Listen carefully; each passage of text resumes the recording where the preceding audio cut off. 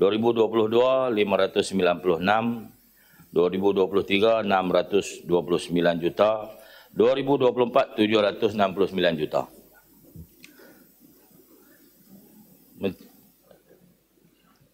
Meningkat pada tahun 2023 ini 629 juta kepada 769 pada 2024.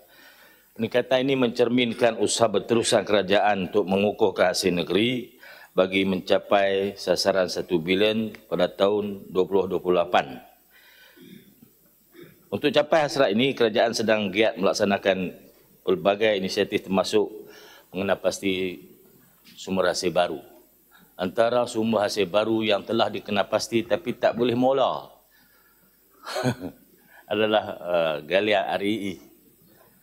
Lama dah pasal REE ni pun saya pun sebut di Dewan ni berkali-kali dah, tetapi oleh kerana SOP tak ada.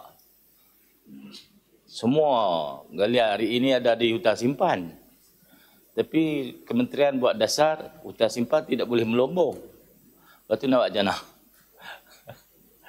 Telah berkali-kali saya libat urus, saya suruh batai buang dasar nombor 12 tu. Dasar nombor 12 tu tak boleh melombong dalam hutan simpan.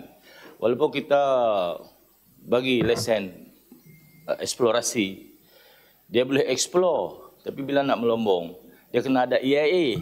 Bila pergi untuk EIA, just tak proses sebab ada dasar dalam kementerian nombor 12. Tidak dibenarkan melombong dalam hutan simpan, jadi stop kat situ lah. Jadi semua pemodal-pemodal yang telah memulakan kerja eksplorasi REE di seluruh negara, kecuali di Perak yang dibuat pilot project untuk tanah kerajaan, untuk hutan simpan tak ada jalan lagi. Tapi saya dengar ada jalan juga. Ada. Kita aja kena, orang lain tak kena pun. Ada 23 lombong haram, tapi kita aja depa attack. Ingatlah lah. Kita akan terus beri kerjasama dan menantilah SOP yang akan dikemukakan oleh Kerajaan Persekutuan berkaitan dengan hasil baru REE ini.